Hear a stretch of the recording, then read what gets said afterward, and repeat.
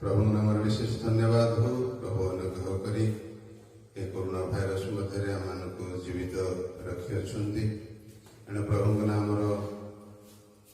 सकल अनुग्रह को धन्यवाद दे आम प्रभु निमंते किसी करने उद्यम करछु।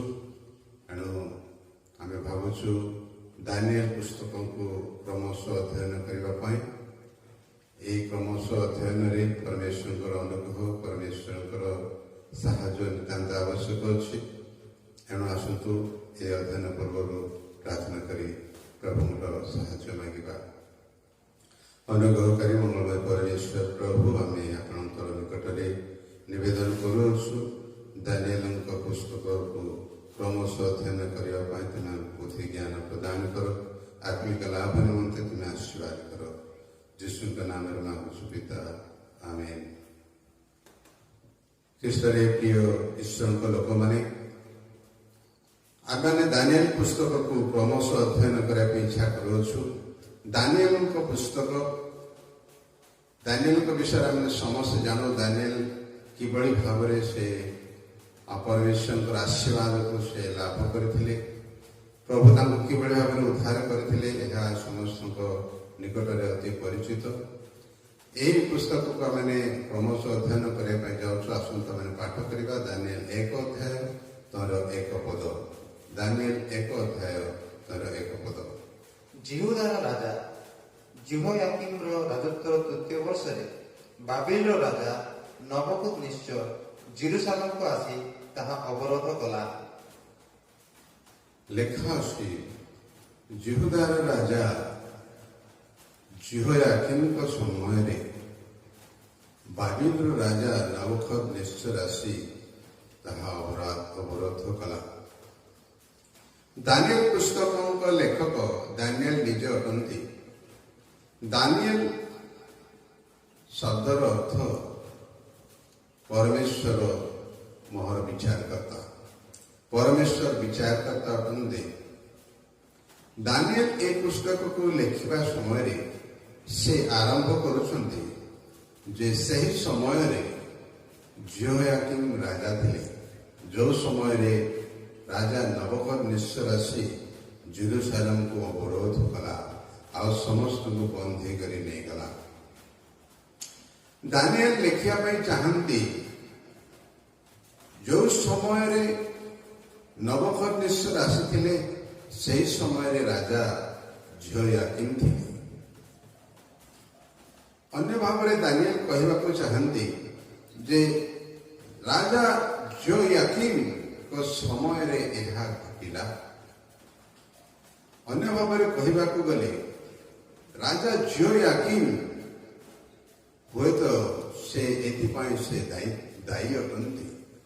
तांको समय घटिला माने तांको समय किसी गुड़े भूल थिला तांको समय किसी गुड़े त्रुटि थिला जहाँ परमेश्वर दृष्टि ठीक नथिला। तेणु तांकर समय महान घटना घटिला। एणु दानिएल से लिखा चाहती से आरंभ कर पत्र से आरंभ ही से दर्शाऊँ से समय राजा जिहोयाकीम थे। Jehoiakim is the responsible person for this event. से एथिपाई से दायी अटंती जे जिहोयाकीम परमेश्वर लोक मैंने जिहोयाकीम को दानिएल से कहते से समय राजा थे से समय एक घटना घटी कहीं समय घटना घटिला कारण न थाई परमेश्वर कौन सी कार्य करती नहीं। जिहोयाकीम विषय परमेश्वर वाक्य एपरी तो किसी लेखा नहीं किंतु भाववादी मान पुस्तक लेखा जहाँ लेखा जिर्मिया पुस्तक जिर्मिया 36 अध्याय 30 पदर कथा लेखा अच्छी। जिर्मिया 36 अध्याय 30 पद। हेतु जिहुदार राजा जिहोयाकीम विषय सदाप्रभु यही कथा कहती दाऊदर सिंहासन में बसवा ताहार केही रहिब नाही आ ताहार मृत शरीर दिन बेले खरारे और रात्रि बेले काकर रे पकाजिब। ए हेतु लेखा अच्छी ए हेतु सदाप्रभु एक कथा कहते ଜିହୁଦାର ରାଜା ଜିହୋୟାକିମ୍‌ଙ୍କ ବିଷୟରେ ସଦାପ୍ରଭୁ ଏହି କଥା କହନ୍ତି ଯେ ତାହାର ବଂଶରେ କୌଣସି ଲୋକ ରହିବେ ନାହିଁ ଯିଏକି ଦାଉଦଙ୍କ ସିଂହାସନରେ ବସିବେ। ତାହାର ମୃତ ଶରୀର ଦିନ ବେଳେ ଖରାରେ ରାତ୍ର ବେଳେ କାକରରେ ପଡ଼ି ରହିବ। ଏହା ସଦାପ୍ରଭୁଙ୍କର ଅଭିଶାପ। ଜଣେ ସଦାପ୍ରଭୁଙ୍କର ଅଭିଷିକ୍ତ ଲୋକ, ସଦାପ୍ରଭୁଙ୍କର ଅଭିଷିକ୍ତ ମହାରାଜାଙ୍କର ମୃତ୍ୟୁ ଏପରି ହେବ କାହିଁକି? କଣ ମନ ଇଚ୍ଛା ହବ? ନାହିଁ ମୋର ଭାଇ ଭଉଣୀମାନେ, ସଦାପ୍ରଭୁଙ୍କର ଜଣେ ଅଭିଷିକ୍ତ ଲୋକଙ୍କର ମୃତ୍ୟୁ ଏପରି କାହିଁକି ହେବ? ଏ ହେତୁ ହବ। କାହିଁକି ହେବ ନା କିଛି ଗୋଟେ କରି ପକାଇଛନ୍ତି ଜିହୋୟାକିମ୍। କିଛି ଗୋଟେ ଭୁଲ ଅଛି ଯାହା ସଦାପ୍ରଭୁ ଦେଖିଛନ୍ତି, ଯାହା ସଦାପ୍ରଭୁଙ୍କ ଦୃଷ୍ଟିରେ ଅତି ଘୃଣାଜନକ ଥିଲା। ଏ ହେତୁ ତାଙ୍କୁ ଏହିପରି ଦଣ୍ଡ ଦିଆଗଲା ଯେ ତାଙ୍କର ମୃତ ଶରୀର ବାହାରେ ପଡ଼ି ରହିବ। ଖରା ବେଳେ ଦିନ ବେଳେ ଖରାରେ, ରାତ୍ର ବେଳେ କାକରରେ ପଡ଼ି ରହିବ। ମାନେ ତାହାଙ୍କର ଶରୀରକୁ କବର ଦିଆଯିବ ନାହିଁ। ଏ ହେତୁ କାହିଁକି? କି ହେତୁ? ଦେଖିବା ଯିରିମିୟା ପୁସ୍ତକ 37 ଅଧ୍ୟାୟ 22 ଆଉ 23 ପଦ। ଏହି ସମୟରେ ଅର୍ଥାତ୍ ନବମ ମାସରେ ରାଜା ଶୀତକାଳ କ୍ଷେପଣର ଗୃହରେ ବସିଥିଲେ ଓ ତାଙ୍କ ସମ୍ମୁଖରେ ଅଗ୍ନି ପାତ୍ରରେ ଅଗ୍ନି ଜଳୁଥିଲା। ଅନନ୍ତର ଜିହୁଦୀ ପୁସ୍ତକରୁ 3-4 ପତ୍ର ପାଠ କଲା ଉତ୍ତାରେ ରାଜା କଲମ ତ୍ରାସରେ ତାହା କାଟି ଅଗ୍ନି ପାତ୍ରରେ ଥିବା ଅଗ୍ନିରେ ତାହା ପକାଇଦେଲେ। ତ ସେହି ପାତ୍ରରେ ଥିବା ଅଗ୍ନିରେ ସମୁଦାୟ ପୁସ୍ତକ ଭସ୍ମସାତ ହେଲା। ଦିନକର କଥା। ରାଜା ଜିହୋୟାକିମ୍ ନବମ ମାସରେ ଶୀତ କାଳରେ ସେ ବସିଥାନ୍ତି। ତାଙ୍କ ସମ୍ମୁଖରେ ଅଗ୍ନି ପାତ୍ରରେ ଅଗ୍ନି ଜଳୁଥିଲା। ସେହି ସମୟରେ ସଦାପ୍ରଭୁଙ୍କର ବ୍ୟବସ୍ଥା ଅଣାଗଲା ଆଉ ରାଜାଙ୍କ ସମ୍ମୁଖରେ ତାହା ପାଠ କରାଗଲା। ଯାହାକି ସଦାପ୍ରଭୁ କହିଥିଲେ ଯିରିମିୟାକୁ ତୁମେ ଏହା ଲେଖ। ଯିରିମିୟାକୁ କହିଥିଲେ ତୁମେ ଏହା ଲେଖ। ସଦାପ୍ରଭୁଙ୍କର କ୍ରୋଧ ବର୍ତ୍ତମାନ ଇସ୍ରାଏଲ ଉପରେ ଢଳା ଯିବାକୁ ଅଛି। ଇସ୍ରାଏଲ ଲୋକମାନେ ବାବିଲୋନକୁ ବନ୍ଦୀ ଅବସ୍ଥାରେ ନୀତ ହେବେ। ଏହି ସମସ୍ତ କଥା ସେଠାରେ ଲେଖା ଥିଲା। ଏହା ଲେଖା ଯିବା କଥା ରାଜା ଜିହୋୟାକିମ୍‌ଙ୍କ ସମ୍ମୁଖରେ ପାଠ କରାଗଲା। ପାଠ କରାଯିବା ସମୟରେ ଜିହୋୟାକିମ୍‌ଙ୍କର କ୍ରୋଧ ପ୍ରଜ୍ୱଳିତ ହେଲା। ସେ ସଦାପ୍ରଭୁଙ୍କର ବାକ୍ୟ ଶୁଣି ଆପଣାକୁ ମନ ପରିବର୍ତ୍ତନ କରିବା ପରିବର୍ତ୍ତେ କ୍ରୋଧରେ ପ୍ରଜ୍ୱଳିତ ହୋଇ ସଦାପ୍ରଭୁଙ୍କର ବ୍ୟବସ୍ଥା ଆଣି ଆପଣା କଲମ ତ୍ରାସରେ ତାହା କାଟି ସମ୍ମୁଖରେ ଜଳୁଥିବା ଅଗ୍ନି ପାତ୍ରରେ ତାହା ପକାଇଦେଲା। ଆଉ ଅଗ୍ନି ତାକୁ ଜାଳି ପୋଡ଼ି ଛାରଖାର କରିଦେଲା। ମୋର ପ୍ରିୟ ଈଶ୍ୱରଙ୍କ ଲୋକମାନେ, ଆଜି ଆମେ ସଦାପ୍ରଭୁଙ୍କର ବ୍ୟବସ୍ଥାକୁ କିଭଳି ଭାବରେ ଆମେ ଗ୍ରହଣ କରୁଛୁ?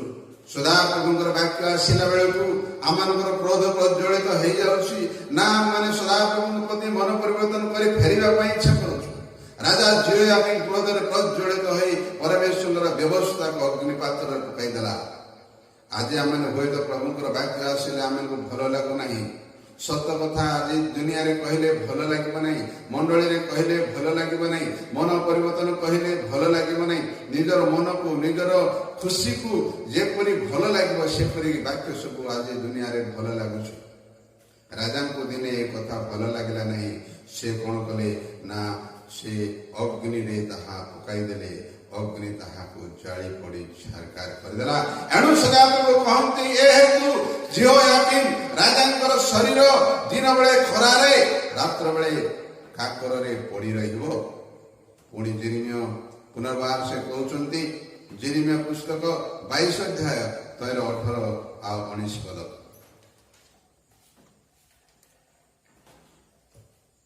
ଏ ହେତୁ ଯୋସିୟର ପୁତ୍ର ଜିହୁଦାର ରାଜା ଜିହୋୟାକିମ୍‌ର ବିଷୟରେ ସଦାପ୍ରଭୁ ଏହି କଥା କହନ୍ତି, ଲୋକମାନେ ହାୟ ଆମର ଭାଇ ଅବା ହାୟ ଭଉଣୀ କହି ତାହା ପାଇଁ ବିଳାପ କରିବେ ନାହିଁ। ହାୟ ପ୍ରଭୁ ଅବା ହାୟ ତାଙ୍କର ମହିମା ଏହା କହି ଲୋକେ ତାହା ପାଇଁ ବିଳାପ କରିବେ ନାହିଁ। ତାହାର କବର ଗଧର କବର ତୁଲ୍ୟ ହେବ। ସେ ଘୋଷଣା ଯାଇ ଜେରୁସାଲେମର ଦ୍ୱାର ବାହାରେ ପକାଯିବ। ଲେଖା ଅଛି ଏହା ସଦାପ୍ରଭୁଙ୍କର ଅଭିଶାପ। ଜଣେ ସଦାପ୍ରଭୁଙ୍କର ଅଭିଷିକ୍ତ ଲୋକଙ୍କ ପ୍ରତି ଦେଖନ୍ତୁ କି ପ୍ରକାର ଘଟଣା ଘଟୁଛି। କାହିଁକି ଏପରି ଘଟୁଛି ନା ବାଇବେଲରେ ଲେଖା ଅଛି ଯେ ତାହାର କବର ଗଧର କବର ତୁଲ୍ୟ ହବ। ଲୋକମାନେ ହାୟ ଆମର ଭାଇ, ହାୟ ଆମର ଲୋକ ବୋଲି ବିଳାପ କରିବେ ନାହିଁ। ତାହାର କବର ଗଧର କବର ତୁଲ୍ୟ ହବ। ତାହାକୁ ଘୋଷଣା ଯାଇ ଜେରୁସାଲେମର ବାହାରେ ପକାଯିବ। ଜେରୁସାଲେମ କହିଲେ ଶାନ୍ତି, ତାର ମରଣ ଶାନ୍ତି ବିହୀନ ମରଣ ହବ। ଏହା ସଦାପ୍ରଭୁଙ୍କର ଅଭିଶାପ। କି ହେତୁ ସେ ସଦାପ୍ରଭୁଙ୍କର ବାକ୍ୟକୁ କଣ କରିଛନ୍ତି? ଅଗ୍ନି ତ୍ରାସରେ ଅଗ୍ନିରେ ପକାଇ ଦେଇ ଜାଳି ପୋଡ଼ି ଦେଇଛନ୍ତି। ମୋର ପ୍ରିୟ ଭାଇ ଭଉଣୀମାନେ, ଆଜି ଆମେ ସଦାପ୍ରଭୁଙ୍କୁ କିଭଳି ଭାବରେ ଗ୍ରହଣ କରୁଛୁ? ସଦାପ୍ରଭୁଙ୍କର ବାକ୍ୟ ସବୁଠାରୁ ମହତ୍ କରି ସଦାପ୍ରଭୁ ସ୍ଥାପନ କରିଅଛନ୍ତି। ସେ ଆପଣ ବାକ୍ୟକୁ ମହତ୍ କରିଛନ୍ତି। ଆଜି ସେ ବାକ୍ୟ ଆମମାନଙ୍କୁ ସେ ଦେଇଛନ୍ତି। এই ବାକ୍ୟକୁ ଆମେ କିଭଳି ଭାବରେ ଗ୍ରହଣ କରୁଛୁ? ହୁଏତ ଆମେ ଜିଓୟାକିମ ଭଳି ଆମେ ଅଗ୍ନିରେ ପକାଇ ନ ପାରୁ, କିନ୍ତୁ ଆମେ ବାକ୍ୟକୁ ସମ୍ମାନ ଦଉଛୁ କି? ଆମେ ବାକ୍ୟକୁ ମାନୁଛୁ କି? ଆଜି ଆମେ ବାକ୍ୟକୁ ପ୍ରେମ କରୁଛୁ କି? ସଲୋମନ ରାଜା ତାଙ୍କର ହିତ ଉପଦେଶ 13 ଅଧ୍ୟାୟ 13 ପଦରେ ଗୋଟେ କଥା କହନ୍ତି। ହିତ ଉପଦେଶ 13 ଅଧ୍ୟାୟ 13 ପଦ। ଯେଉଁ ଲୋକ ପରମେଶ୍ୱରଙ୍କର ବାକ୍ୟ ତୁଚ୍ଛ କରେ ସେ ଆପଣା ଉପରକୁ ବିନାଶ ଆଣେ, ମାତ୍ର ଯେ ଆଜ୍ଞାକୁ ଭୟ କରେ ସେ ପୁରସ୍କାର ପ୍ରାପ୍ତ ହେବ। ଲେଖା ଅଛି ଯେଉଁ ଲୋକ ପରମେଶ୍ୱରଙ୍କର ବାକ୍ୟକୁ ତୁଚ୍ଛ କରେ ସେ ଆପଣା ଉପରକୁ ବିନାଶ। ମୋର ପ୍ରିୟ ଭାଇ ଭଉଣୀମାନେ, ଯେଉଁ ଲୋକ ପରମେଶ୍ୱରଙ୍କର ବାକ୍ୟକୁ ତୁଚ୍ଛ କରିବ, ଯେଉଁ ଲୋକ ପରମେଶ୍ୱର ବାକ୍ୟ ମାନ୍ୟ କରିବ, ଯେଉଁ ଲୋକ ପରମେଶ୍ୱର ବାକ୍ୟକୁ ସମ୍ମାନ ଦେବ ନାହିଁ, ଯେ ଆଦର କରିବ ନାହିଁ, ଯେ ମାନିବ ନାହିଁ, ଯେ ପାଳନ କରିବ ନାହିଁ, ସେ ତୁଚ୍ଛ କରିବା ଲୋକ ପରି ସେ ଆପଣା ଉପରକୁ ବିନାଶ ଆଣେ। ସଦାପ୍ରଭୁ ମନୁଷ୍ୟମାନଙ୍କର ଆମମାନଙ୍କର ଭଲ ପାଇଁ ସେ ବାକ୍ୟ ଦେଇଛନ୍ତି। এই ବାକ୍ୟକୁ ଯେଉଁ ଲୋକ ତୁଚ୍ଛ କରିବ, ସେଦିନ ଜିଓୟାକିମ ସଦାପ୍ରଭୁ ବାକ୍ୟକୁ ତୁଚ୍ଛ କରା କହିଲା, ଏ ଜିହୁଦୀ ଗୋଟେ ସାଧାରଣ ଲୋକ ମତେ ଏପରି କଥା କହିବ, ସଦାପ୍ରଭୁଙ୍କ କଥା କହିବ। ସେ ରାଗି ଯାଇଥିଲା, ଆଉ ସେ ବାକ୍ୟକୁ ସେ ଅଗ୍ନିରେ ପୋଡ଼ି ଦେଇଥିଲା। ଏ ହେତୁ ସଦାପ୍ରଭୁଙ୍କର କ୍ରୋଧ ତାଙ୍କ ଉପରେ ଆସିଲା। ଆଉ ସେ କହିଲେ, ଏ ଆହାଙ୍କ କବର ଗଧର କବର ତୁଲ୍ୟ ହବ। ସେ ଘୋଷଣା ଯାଇ ଜେରୁସାଲେମର ବାହାରେ ପକାଯିବେ। ତାଙ୍କ ପାଇଁ କେହି ବିଳାପ କରିବେନି। ତାଙ୍କର ଶରୀର ଦିନ ବେଳେ ଖରାରେ, ରାତ୍ର ବେଳେ କାକରରେ ପଡି ରହିବ, କେହି ବିଳାପ କରିବେ ନାହିଁ। ଏହା ସଦାପ୍ରଭୁଙ୍କର ଅଭିଶାପ। ତାଙ୍କର ପୁତ୍ର, ତାଙ୍କର ସନ୍ତାନ ମାନେ କେହି ମଧ୍ୟ ଦାଉଦଙ୍କ ସିଂହାସନରେ ବସିବେ ନାହିଁ। ଏହା ସଦାପ୍ରଭୁଙ୍କର ଅଭିଶାପ। ମୋର ପ୍ରିୟ ଭାଇ ଭଉଣୀ, ଆଜି ସଦାପ୍ରଭୁ ବାକ୍ୟକୁ ଆପଣମାନେ ପ୍ରେମ କରନ୍ତୁ। ବାକ୍ୟରେ ଜୀବନ ଅଛି। ଦାଉଦ ତାଙ୍କ ଗୀତ ସଂହିତାରେ କହନ୍ତି, ଗୀତ ସଂହିତା 119 165 ପଦରେ ଗୋଟେ କଥା ଲେଖା ଅଛି। ଗୀତ ସଂହିତା 119 165 ପଦ। ତୁମ୍ଭ ବ୍ୟବସ୍ଥା ସ୍ନେହକାରୀ ମାନେ ମହାଶାନ୍ତି ପ୍ରାପ୍ତ ହୁଅନ୍ତି, ପୁଣି ସେମାନଙ୍କର ଝୁଣ୍ଟିବାର କୌଣସି କାରଣ ଘଟେ ନାହିଁ। ତୁମ୍ଭ ବ୍ୟବସ୍ଥା ପାଳନକାରୀ ମାନେ ମହାଶାନ୍ତି ପ୍ରାପ୍ତ ହୁଅନ୍ତି। ସଦାପ୍ରଭୁଙ୍କ ବ୍ୟବସ୍ଥା ଯେଉଁମାନେ ପାଳନ କରିବେ ସେମାନେ ମହାଶାନ୍ତି ପାଇବେ। ମହାଶାନ୍ତି। ଯୀଶୁ କହିଲେ ମୋର ଶାନ୍ତି, ମୋହର ଶାନ୍ତି, ଜଗତର ଶାନ୍ତି ନୁହେଁ। ଯୀଶୁ କହିଲେ ମୋହର ଶାନ୍ତି ତୁମକୁ ଦଉଛି। ସଦାପ୍ରଭୁଙ୍କର ବ୍ୟବସ୍ଥା ପାଳନକାରୀ ମାନେ ମହାଶାନ୍ତି ପ୍ରାପ୍ତ ହେବେ। ବାକ୍ୟ ପରମେଶ୍ୱର ଆମମାନଙ୍କୁ ସେ ଦେଇଛନ୍ତି। ଯେଉଁମାନେ ପାଳନ କରନ୍ତି ସେମାନେ ମହାଶାନ୍ତି ପାଇବେ।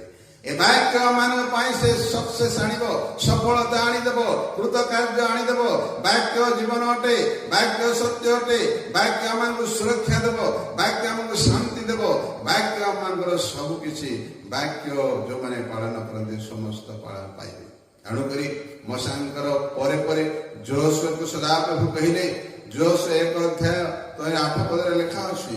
ଯୋଶୁଆ ପୁସ୍ତକ 1 ଅଧ୍ୟାୟ 8 ପଦ। ଏହି ବ୍ୟବସ୍ଥା ପୁସ୍ତକ ତୁମ ମୁଖରୁ ବିଚଳିତ ନ ହେଉ, ମାତ୍ର ତୁମେ ତହିଁର ଲେଖା ଅନୁସାରେ ମାନିବାକୁ ଓ କରିବାକୁ ଦିବାରାତ୍ର ତାହା ଧ୍ୟାନ କର। ତାହା କଲେ ତୁମେ ଆପଣା ପଥ ସଫଳ କରିବ ଓ ତୁମ୍ଭେ କୁଶଳ ପ୍ରାପ୍ତ ହେବ। ଯୋଶୁଆଙ୍କୁ ସଦାପ୍ରଭୁ ଏହି କଥା କହନ୍ତି। ଏହା କି ଅଟେ ଯେ ଏହି ବ୍ୟବସ୍ଥା ମାନିବାକୁ, ପାଳନ କରିବାକୁ ଏହି ବ୍ୟବସ୍ଥା ତୁମ ମୁଖରୁ ବିଚଳିତ ନ ହେଉ। ଏହି ବ୍ୟବସ୍ଥା ତୁମର ସକ୍ସେସ୍, ଏହି ବ୍ୟବସ୍ଥା ତୁମର ବଳ, ଏହି ବ୍ୟବସ୍ଥା ତୁମର ସମସ୍ତ ସାହାଯ୍ୟ କରିବ। ବ୍ୟବସ୍ଥା ତୁମ ମୁଖରୁ ବିଚଳିତ ନ ହେଉ। ତହିଁରେ ବାମରେ କି ଡାହାଣରେ ଯାଉ ନାହିଁ। ବ୍ୟବସ୍ଥାକୁ ପାଳନ କର, ବ୍ୟବସ୍ଥା ତୁମକୁ ସଫଳତା ପ୍ରଦାନ କରିବ। ଏଣୁ ଯହୋଶୁଆ ବ୍ୟବସ୍ଥାକୁ ପାଳନ କଲେ, ବ୍ୟବସ୍ଥାକୁ ମାନିଲେ, ବ୍ୟବସ୍ଥାକୁ ସମ୍ମାନ ଦେଲେ, ବ୍ୟବସ୍ଥାକୁ ସେ ମୁଖ୍ୟ ସ୍ଥାନ ଦେଲେ ତାଙ୍କର ରାଜ କାର୍ଯ୍ୟରେ, ତାଙ୍କର ସେବା କାର୍ଯ୍ୟରେ। ତେଣୁକରି ସେ ସଫଳ ହେଲେ। ମରିଗଲା ବେଳକୁ ମଧ୍ୟ ମୃତ୍ୟୁ ସମୟ, ତାଙ୍କ ଶେଷ ସମୟରେ ମଧ୍ୟ ସେ କଥା କହନ୍ତି। ଯହୋଶୁଆ 23 ଅଧ୍ୟାୟ ତାର 6 ପଦରେ ଲେଖା ଅଛି। ଯହୋଶୁଆ 23 ତାର 6 ପଦ। ଏ ନିମନ୍ତେ ତୁମ୍ଭେମାନେ ମୋଶାଙ୍କର ବ୍ୟବସ୍ଥା ଗ୍ରନ୍ଥରେ ଲିଖିତ ସମସ୍ତ କଥା ମାନିବାକୁ ଓ କରିବାକୁ ସାହସିକ ହୁଅ। ତହିଁର ଦକ୍ଷିଣରେ କି ବାମରେ ନ ଫେର। ଯହୋଶୁଆ ତାଙ୍କର ଶେଷ ବେଳକୁ ଇସ୍ରାଏଲ ଲୋକମାନଙ୍କୁ ଏହି ଉପଦେଶ ଦେଉଛନ୍ତି ଯେ ତୁମେମାନେ ସଦାପ୍ରଭୁଙ୍କ ବ୍ୟବସ୍ଥା ତୁମମାନେ ପାଳନ କର। ସଦାପ୍ରଭୁଙ୍କ ବ୍ୟବସ୍ଥା ପାଳନ କର।